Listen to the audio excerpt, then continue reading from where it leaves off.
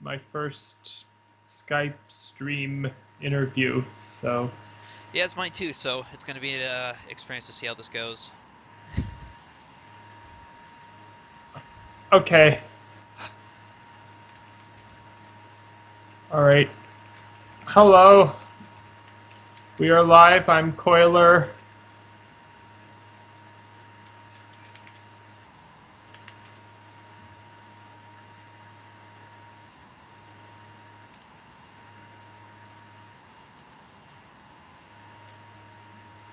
And I'm a guest today on the stream. Yeah, I'll do an intro here in a minute or two. I'm just updating the Twitter stuff and then actually do the intro and should be good. Um,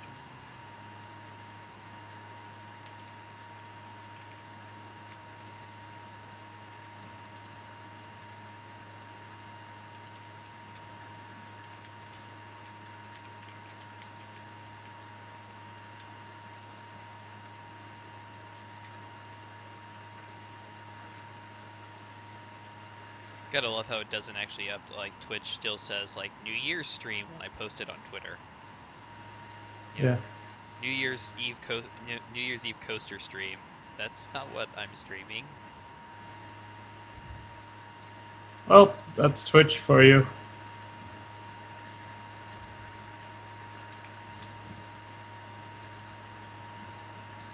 Okay.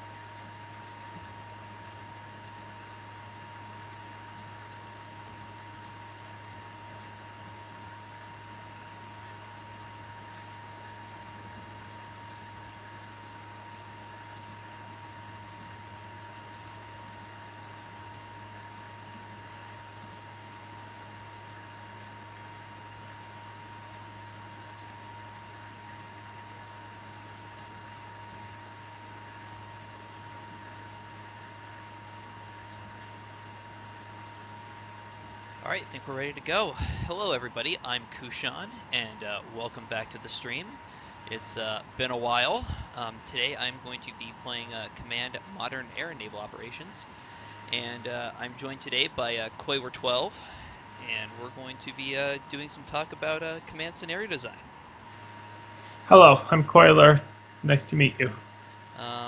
And the scenario I'm going to be kind of playing here today is Chaudron Counterforce 2020, which is the brand new scenario that I've released a couple weeks ago.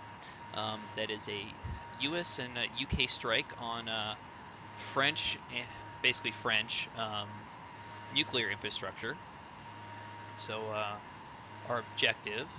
So there's a whole background. The scenario is available. And I will post a link here in the chat for anybody who's interested in playing it.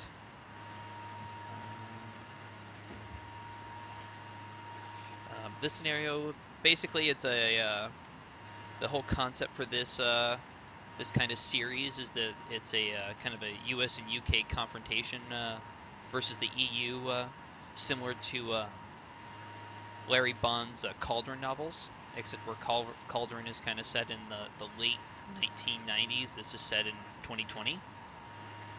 All right, so Coiler, why I'm kind of going through and setting up missions here, I guess let's didn't really prepare too probably well as I should have for this, but I guess let's start at the beginning of like a scenario of like how do you choose a theme? I mean, what? Well, mostly I just pick whatever comes to mind. So it can be just, oh, I'm reading about this either potential conflict or small historical conflict or some history book or declassified history document, and I think, oh, that's neat, and then start trying to do it. I like out of the way scenarios a lot, so by out of the way I mean not really the most conventional type, so that's basically how it goes for me making it. I don't really have a set theme. Um, so like what are you working on anything currently for scenarios? Or are you just kind of in a reading, or are you not working on anything right now? Well, I'm in this phase where I'm still pondering what exactly to do because I'm in this phase where my brain has like 10 million scenario ideas in it, and then I want to narrow it down to about 5, and then I want to narrow it down even more to the one I'll actually do.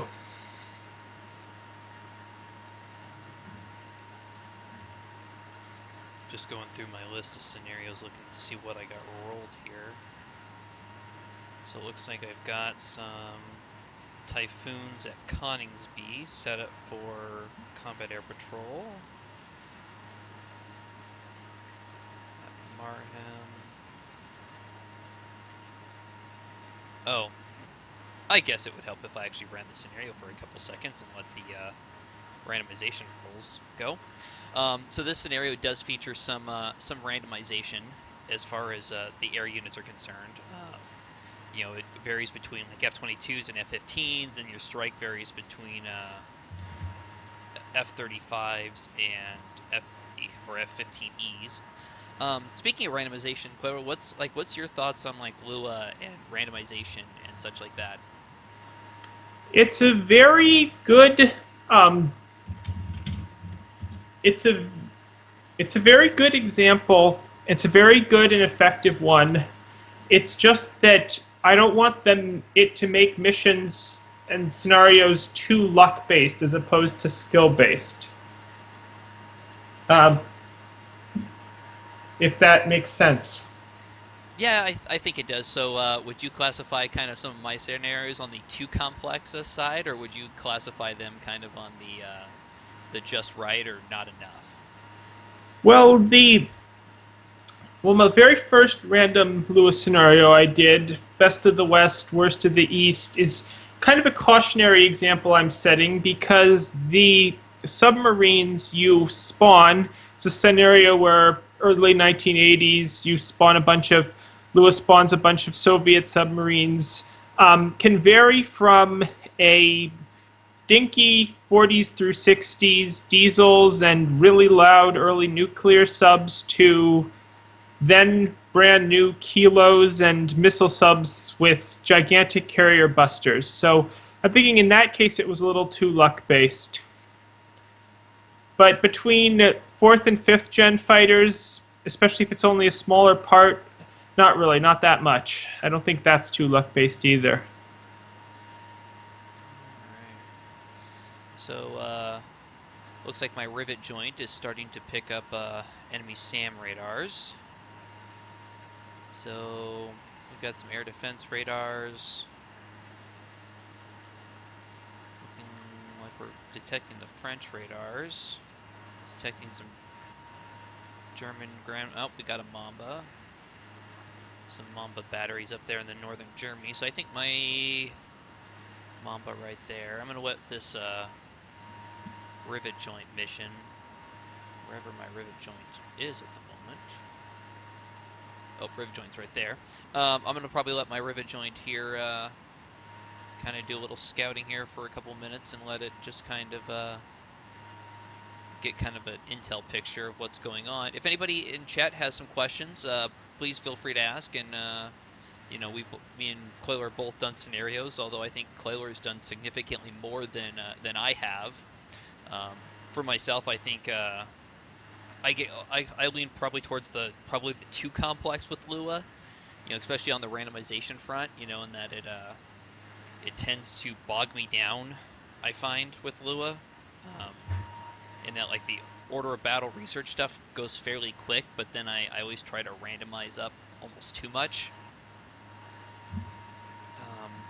And Chloe, if you have any questions for me, please, you know, feel free to talk and ask me. Okay. So, do you ever have the perils when you're making random Lua of, okay, but does it really make any difference? Because what's kind of striking me is what I've felt, and this has like bogged down a couple scenarios, is okay, does the Lua determines whether two MiG-21s launched to their certain doom against the U.S. Air Force or four? That's the sort of thing I want to avoid, because on one hand I still have to type out the Lua script and put that in, and it's all that work for something that really doesn't affect the scenario either way. I kind of found that a lot with my first Cauldron scenario, like hunting submarines or hunting underwater. It In that I had a lot of variations of like different subs, you know, between like Virginia Flight 1, Flight 2s, Flight 3s, when there's really not a whole lot of difference, you know, when it actually comes to the variations of each of those, you know, as far as, you know, yes, there is in the, I think the Flight 3s have the mission module, which includes basically more Tomahawks, um, but you know, more vertical launch, you know, cells. Um, but as far as like an actual like performance value for the scenario, really didn't make that big of a difference. But I felt just because, you know, they were in inventory that I kind of felt like I needed to have them. Um, Here in this scenario that I'm playing now, um, this, I don't know. This scenario was originally a lot bigger of a scenario, and you know, I chopped it down. Originally, I had like the SSBN base at Brest, as well as their missile storage facility that was kind of a little southeast of Brest, or actually it's south of Brest itself, but the port is actually, or the base is about here at Isle Long, and their missile, not really missile storage, but their warhead storage and explosive storage is kind of over in this area, a couple kilometers away. And I cut it down, and you know, now it's really a choice between whether you get kind of old generation fighters or new generation, mainly F-15s versus 22s and 35s versus F-15Es. So yeah, I guess it just depends on the scenario. And the new one I'm working on, regional air power exercise. Um, you know, I've got different kind of years.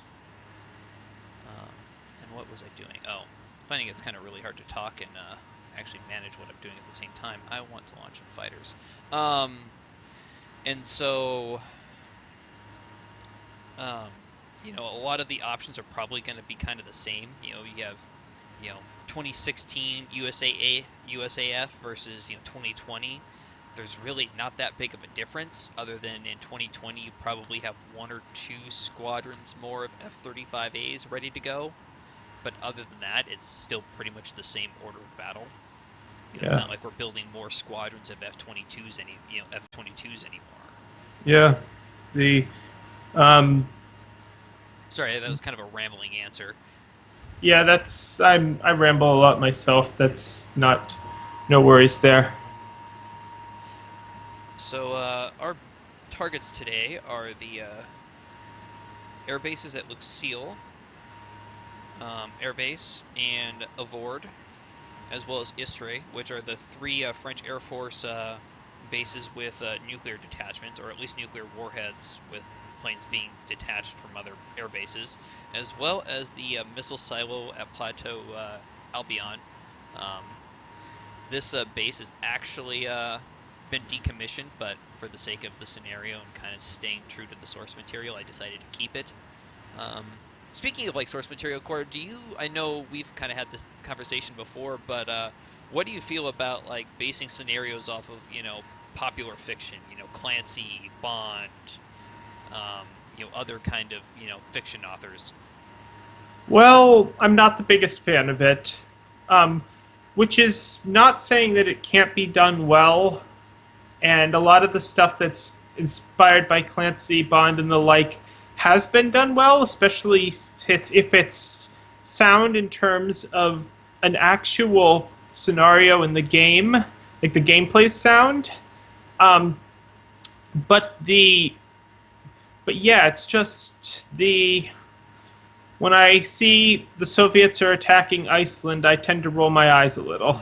Uh, because Red Storm Rising, the it only works even in Red Storm Rising because it's so weird and unpredicted. I mean, the Soviet Navy historically is just huddle in the bastions and hold off the U.S. long enough for the missile subs to fire. So it only works in the book itself because it's so surprising. Um, yet the wargame scenarios of it just seem to make, as a routine in any World War III, the Soviets are going to send the Northern Fleet out and storm Iceland. That sort of thing. Yeah, I have to admit to a certain degree of call it worn out with kind of the whole, let's invade Iceland, World War III kind of in general. If I have to play one other scenario taking place in the GI-UK gap that's US versus Russia, I'm probably going to scream. It's just not a topic I find really that interesting anymore. Yeah, the um, in fact, I think when I made my subs in the Atlantic scenario, I made the whole GIUK part off screen. You were you were controlling just the survivors that made it through the gap. That's why it was random. But uh, yeah, that's a sort of like the GIUK is. I can understand why it's done as often as it is, but it still is focused pretty big like that. So are there any themes that you find aren't really done as much as they could or should be? Well, I think it's in part it's what a lot of people know versus what they're that most interested in doing. Um, I think it's like one things that I think people would want to do is um, not really. Well, should it be done more? Maybe, but then it would just I would be calling that overused if it was done in mass. I don't think you can really win. Um, one of the scenarios concepts that I'd really liked is in the early 90s at some point Japan invades the Kuril Islands because they think the just collapsed Soviet Union slash politically paralyzed Russia isn't going to fight back, and they do. Then there's a lot of gameplay and other things with that, so that sort of fell beyond the scenario baseline. And I have a million sort of small third world brush fires, but I can understand why that's not for everyone too. Getting some additional fire control radars here. That's not a good sign. Looks like I've also angered the natives in far of I got some. Looks like I've got some rough ILCs, responding to me. Now, Clayler, I guess this is kind of like one of the things like I find like great about Lua is that it lets me play my own scenarios and not, at least have a chance of not knowing what's coming. I mean, do you find, I know, some of your scenarios don't use Lua maybe quite as much as I do, but do you kind of find the same thing with your scenarios? Is that, it's no fun to really play them when you know exactly, that the enemy force is going to have, X amount of units or, is going to respond, you enter a zone and it's going to have X, this mission is going to trigger, Well, it's funny you mentioned that because I have that experience. It's when you build a scenario, it's sort of you know what's coming, and when you build it and play it, you should know what's coming. So I've had that experience with music, in fact, where some of my family are musicians, so I have to hear a track as it's rehearsed endlessly, and it sort of saps me from any desire to hear the finished product. So I kind of know the same feeling when it comes to writing command scenarios. And Lua I think randomizes it, but if there aren't that many options, then it sort of randomizes it a few times. Like even then I know what I'm up against because I know all the options, even if I don't know what specific one it'll be. Looks like I've got some missiles inbound. I've got some harms inbound for radar sight. Can't quite tell if these missiles are going for my harms or if they're going for my fighters up here. They look like they're angling towards the harms, which that would be disappointing if they hit. Yep, they're going for the harms. Damn. Nope, they missed one. Yeah, I just find that like when I play a scenario and if I know exactly everything that's going to happen, I really don't find it as enjoyable as maybe I would find, a scenario that, isn't, that I don't know what's going on. I really like scenario. I mean, when you design scenarios, do you design scenarios for like replayability, or are you kind of, just like a one-time, playthrough? You've kind of got the gist of the scenario and you're done with it. Mostly one time, although when I do use Lua, it does have replayability. Like there's some, even with Lua, I don't really use replayability as my highest priority setting. I think that I just make a scenario, and if it happens to be replayable, so be it. That just proves what a good scenario it is. Yeah, see, I think I lean more for Lua on, along with, ability to kind of like, play it myself and still be surprised. Even though it's surprised within certain conditions, I'm always going to know that, these are the possible options, when something happens, but, I think it varies a little bit more. I also go kind of more towards the replayable, side of things, I think. I want to take out those Raphaels. So I've got some AIM-120s, looks like going for a pair of Raphael Cs, and they've got a pair of missiles inbound on me. Doesn't look like I have any knowledge of what they are, though. So a question in the chat would Stardog765 would like to see a dynamic campaign. Is that something you'd like to see, or is that I mean, I'm not with the current campaign setup. I don't think that would be really possible. I mean, I would like to see it, but I don't know what the current scenario mechanics that would actually be possible. Then again, I haven't really played through with those mechanics as much as I probably should have. What's kind of your feeling on that, Clayler? Well, I've had a bit of experience with dynamic campaigns in Silent Hunter and Il 2 Sturmovik, the flight and subsims. Um, I don't know. I'm not the biggest fan of dynamic campaigns simply because I really haven't done them that much in detail. Um, so I don't know. I'm just sort of like meh, shrugging my shoulders at a dynamic campaign. I I would I can just make dynamic individual scenarios.